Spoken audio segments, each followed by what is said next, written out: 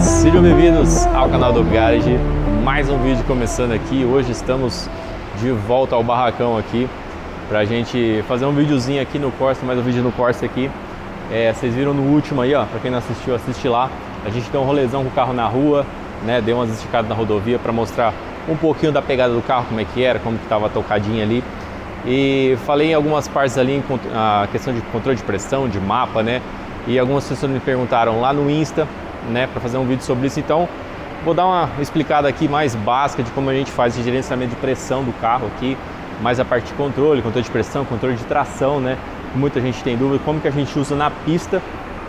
E não vou entrar muito em detalhes de como configura, porque a própria Fueltech já tem vários vídeos bem detalhados dessa parte, mas eu vou explicar como a gente usa aqui no carro para vocês verem mais ou menos na prática como que é. Então, se você não for inscrito, ó, se inscreve, já deixa aquele like. A Ducati tá no fundo aqui, ó. Amanhã vamos mexer nela, vamos finalmente colocar os paralaminhas aqui que faltou, né, do projeto dela. Então, vamos finalizar, vamos montar o volante. Vai ter um vídeo dela aí também para mostrar. Então aqui, pessoal, só recapitulando aí, para quem chegou agora e não viu o vídeo da apresentação, vou deixar aqui do lado. Corsinha, motor 1.8 turbo. Aqui a gente usa uma eletrônica Fueltech FT550 Nano. E a gente faz o controle de booster de forma totalmente eletrônica aqui pela FT550, né?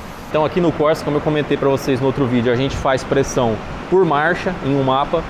Em outro mapa, que é o mapa de arrancada, a gente faz a pressão por tempo. Então assim, no controle, no booster eletrônico hoje da Fueltech, né, da Power FT, dá pra gente controlar a pressão de turbo assim, de várias maneiras, né, por tempo, que é como a gente usa na arrancada. O pessoal tem bastante dúvida de como que é isso.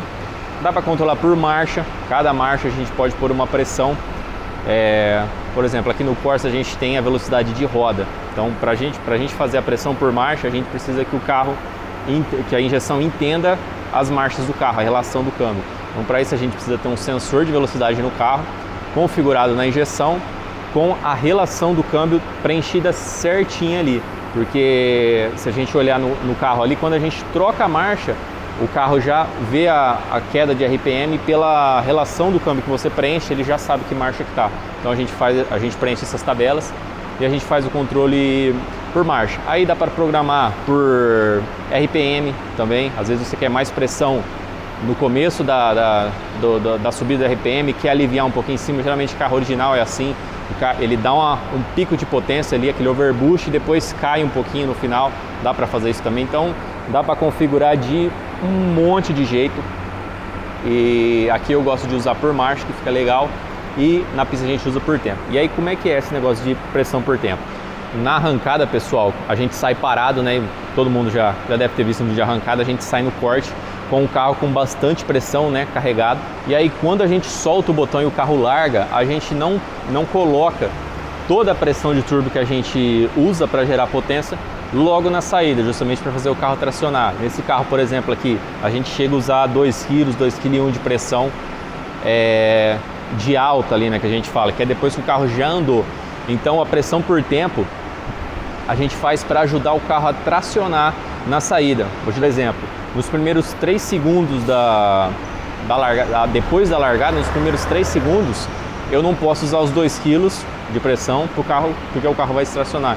Então a gente programa uma curva que vem, por exemplo, de 1,3 até 1,6 mais ou menos ali, nesses 3 segundos. E aí depois disso ele vem subindo até 2 kg, né? Então essa configuração do tempo a gente vê comparando as velocidades de roda principalmente, né? Então esse carro tem uma velocidade de roda na frente e na de trás, e a gente consegue saber o tanto que a roda da frente está distracionando em relação à traseira, que não mexe, que não é a roda de tração.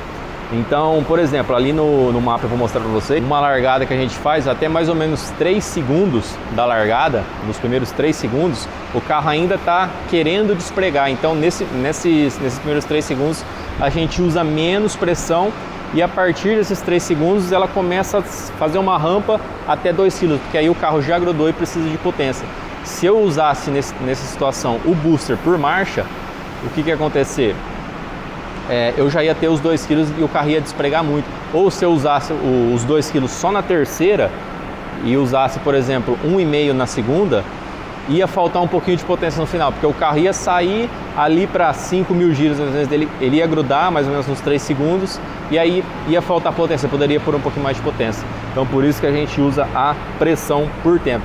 Não sei se ficou meio claro aí para vocês entenderem, mas eu vou mostrar no log aqui para ficar mais fácil de entender. Ó, então aqui, ó, eu deixei as barrinhas aqui, eu vou apontar para vocês verem, ó.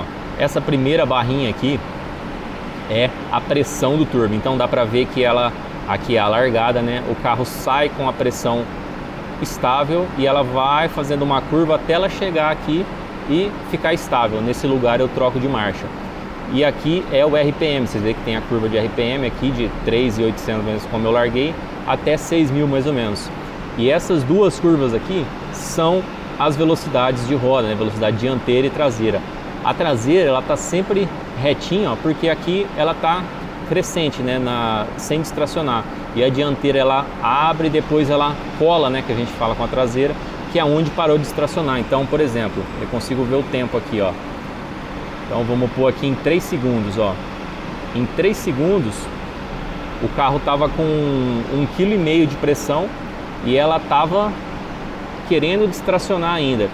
Quando chegou aqui, ó, a velocidade colou, ela já estava com 2 kg. Nesse lugar aqui, ó, a gente poderia corrigir nesse mapa, ó, e atrasar um pouquinho a pressão aqui nos 3,5 segundos, ó. Então é assim que a gente faz para ajudar o carro a tracionar. Então nesse lugar aqui, ó, nesse trechinho, eu perdi um pouco de tempo. Nesse lugar aqui, ó, que seria em 2,3 segundos, ó, 2,4 segundos, ela estava quase colando, depois subiu pressão, perdi um pouquinho e aqui ela voltou a colar. Se a gente vê no mapa, ó, então aqui eu tô com 1,7 kg em 3 segundos. O que eu poderia fazer? Eu poderia vir aqui no mapa, ó, esse aqui é o mapa de tempo, ó. E aqui em 2 segundos mais ou menos, eu tirar um pouquinho de pressão, aqui e aqui por exemplo, tirar um pouquinho e deixar a pressão alta mais perto dos 3 segundos. Porque aí nesse trecho, ela ia segurar um pouco a tração do carro aqui, né, com menos pressão, menos potência, e a partir daqui a gente já poderia colocar toda a pressão. Vocês veem que na terceira aqui, ó, como o carro já está embalado e a marcha é pesada, aqui ele não distraciona nada, ó, as velocidades estão coladas. Nesse lugar aqui cabe inclusive mais potência, eu poderia pôr mais potência, o carro aceita, porque aqui ele está tracionando totalmente. Acho que deu para entender mais ou menos como que funciona. É assim que a gente faz a entrega da potência por tempo para ajudar o carro a tracionar, né? Muita gente que acha que a gente usa o controle de tração ativo, né? Que quando ele vê que a roda está se tracionando, ele segura o carro, mas dessa forma é muito mais eficiente, porque a gente controla a tração do carro literalmente com a pressão de turbo, né? Então fica bem mais prático de você enxergar isso, de controlar, e o resultado também é muito melhor. Uma outra coisa, ó, eu vou mostrar um outro gráfico, uma outra barrinha aqui, ó. Isso aqui é o pulso da válvula, ó. É o tanto que a válvula está abrindo e fechando para subir a pressão de turbo. Então, por exemplo, aqui, ó, na subida de RPM, ela está totalmente aberta, né? Então ela está jogando todo o ar da admissão em cima da wastegate para ajudar o motor a acender, né? Então, por que ela está toda aberta nesse trecho aqui, ó?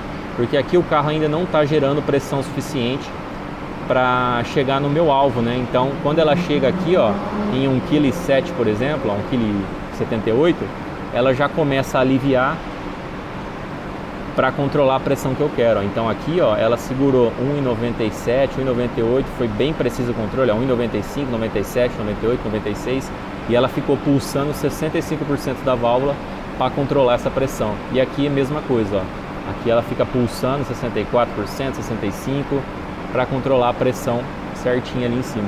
Então é mais ou menos assim que a gente faz a pressão por tempo, né? Basicamente a gente vê aonde o carro está se tracionando ali e aumenta ou diminui a pressão para tentar fazer o carro agarrar mais ou deslizar um pouquinho mais. Às vezes precisa deslizar um pouco mais o carro para ficar mais rápido, tem isso também.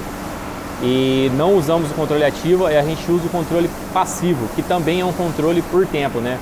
É um controle que a gente faz de corte de ignição em atraso, né, enriquecimento de combustível, que a gente também faz por tempo, porque é mais eficiente do que o controle ativo. Então, quando o carro larga, quando a gente solta o botão, além dele fazer a curva de pressão por tempo, né, conforme o carro, você vê no log, né, você precisa do log para saber quando que o carro está começando a tracionar, então ele faz a curva de pressão por tempo e também faz o atraso de ponta ali, o corte por tempo, que é para segurar ainda mais o carro, né, para ele não dar aquela despregadona na largada. Então é mais ou menos assim que funciona.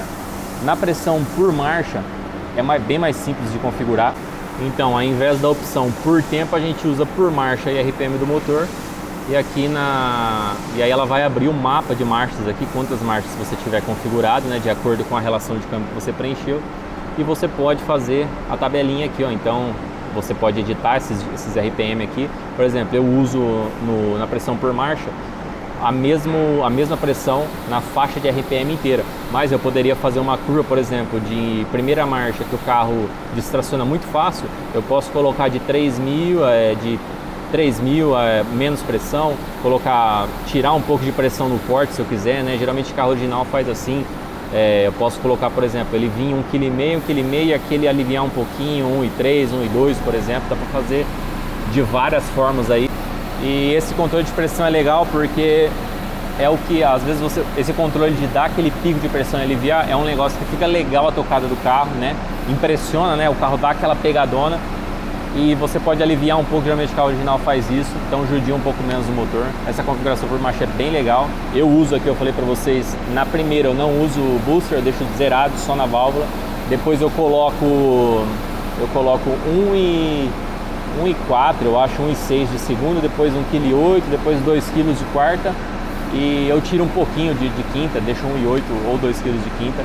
Eu acho que fica bem legal desse jeito aí. E para fazer essa mudança da pressão, né, do controle do booster, a gente salva em outro mapa. Então aqui no Corsa eu tenho os 3 mapas, né, que é o mapa de arrancada, o mapa por pressão por tempo, que é a pressão por tempo, o mapa que eu gosto de rodar na rua, que é o sem booster, e o outro mapa que eu uso na rodovia, que tem a pressão por marcha. Então eu tenho um botãozinho aqui no switch panel, ó, eu aperto ele muda de um mapa para outro aqui rapidinho, e eu já saio do mapa sem booster para o mapa com booster. Então, por exemplo, se eu estiver andando na rodovia ali de boa, né, sem booster, devagarzinho, só rolezinho, e por um acaso tiver alguma vítima ali que a gente precisa dar uma empurrada, é um toque do botão, a gente já pula para o mapa com booster ali, com o carro ligado mesmo, não precisa desligar nem nada, é só apertar o botão, ele já muda, e a gente já tem pressão por marcha e toda a potência que o carro gera ali. Aí, pessoal, em relação ao controle ativo, né, que é o controle de tração mesmo, né, semelhante ao que tem nos carros originais aí, eu realmente nunca usei nesse carro, porque eu realmente nunca achei necessário, né? Nessa pressão que a gente usa, e lógico, o carro tem suspensão, tem pneu bom, né, eu ando com os pneus um pouco murcho, o meu carro distraciona muito pouco mesmo, é tão pouco que se eu fizesse um controle de tração ativo, eu ia acabar estragando ele, fazendo o carro tracionar menos ainda, né? Ia deixar o carro mais lento que mais rápido. Então, nesse carro eu não uso, porém, se o carro tivesse uma potência absurda, né, aí seria legal usar para deixar o carro um pouco mais seguro. Nesse carro aqui eu nunca rodei com ele na chuva, por exemplo, mas na chuva já é legal, né? A gente pode pôr um botão, né, ali no switch panel, por exemplo, ou na própria tela, para ativar ou desligar o controle de tração. Então, vamos dizer que a gente está voltando de um evento com o carro e está chovendo e a tendência de distracionar é grande, mesmo sem pressão. Por exemplo, esse carro com 1 kg de pressão tem ali seus 200 e pouquinho de roda, então o carro distracionaria muito fácil, aí sim eu poderia usar o controle ativo por segurança na pista molhada, mas na rua, na pista seca, não usamos aqui, nunca precisamos, então é só a curvinha de pressão que a gente faz por marcha ali mesmo. Então essa parte de controle por marcha ali não é difícil, na verdade nenhum dos controles é difícil, é mais a parte de você pegar, testar e ir fazendo. Lembrando que tem vários vídeos no canal da Fueltech, vocês podem ir lá para ver certinho essa parte de instalação, como que é. Tem gente que não gosta dessa válvula de 3 vias, prefere usar bico injetor, né? Funciona muito bem essa válvula, principalmente para rua, né? É um negócio prático para rua. Para pista, no meu caso aqui, funciona perfeito, ela controla a pressão muito bem, né? Lembrando que na pista o ideal é a gente usar com CO2, né? Com gás, porque aí a gente consegue chegar no alvo da Westgate antes, né? Como essa válvula MAC funciona com a própria pressão do coletor, né? Ela joga a pressão na Westgate. Se o carro não gerar aquela primeira pressão, ela não consegue pôr mais pressão na válvula e gerar mais pressão de turbo. A gente depende do carro acelerar. No CO2 não, a gente saiu com o carro, a própria garrafa pressurizada joga o ar ali em cima e acaba ficando mais rápido e mais preciso. Porém, na maioria dos casos aí, a MAC funciona muito bem, gosto bastante, ela é bem simples de configurar e para rua aí vocês viram perfeito aí o controle que ela faz tanto por marcha ou por RPM que seja aí. Então pessoal, videozinho básico aí, rapidão, explicando mais ou menos como que a gente faz esse controle de pressão no carro aí. Se vocês tiverem mais alguma dúvida em relação a qualquer outra parte de acerto aí, qualquer outra curiosidade dessa parte eletrônica do carro aqui, de configuração do que a gente usa, manda mensagem aí, comenta que a gente faz um outro vídeo. Bastante gente falou que o carro anda macio, né, troca marcha, não engasga, anda com marcha alta de boa na pista ao ar. E isso aí é graças ao acerto fino, né, que esses modos mais novos permitem a gente fazer aqui, no caso da linha Power FT. E muito tempo de teste, né, pessoal? Às vezes as pessoas montam esses carros, deixa no mecânico, no tuner lá 1-2 dias e quer que o carro saia perfeito. Cara, demora. Pensa que um carro original tem um monte de gente trabalhando no acerto por meses e até ficar perfeito. Então, para um carro ficar desse padrãozinho assim, que você dá partida a qualquer hora, vai para qualquer lugar, sem o carro ficar engasgando, tropeçando, tem que testar muito, tem que pôr o carro assim, basicamente todas as situações possíveis, porque só quando você entrar numa determinada situação que você vai ver como que o teu acerto respondeu para você fazer alguma configuração diferente para corrigir isso. Então, essa parte de acerto eu gosto de fazer bastante, esse acertinho fino, mas tem que andar muito, cara. Igual eu andei com esse carro, esse trajeto que eu fiz no último vídeo, várias vezes, andei bastante na rua, que só você andando para pegar todos esses pelinhos aí. Então, se vocês quiserem ver mais alguma parte dessa configuração aí eletrônica, as partes dos mapas, comentem aí que a gente faz outro vídeo. Então, pessoal, obrigado por assistir mais esse vídeo aí, ó. Fica ligado que logo mais tem videozão novo, logo mais estamos na pista aqui com os upgrades do carro. Tem vídeo do VTI saindo também, colocando o radiador, e vamos fazer um videozão da Ducato aqui, colocando os detalhinhos aqui, o estoque final dela, pra gente botar lá para rodar na rua, prontinha, definitivo. Então, se você não for inscrito ainda, ó, se inscreve, deixa o like e tamo junto, rapaziada.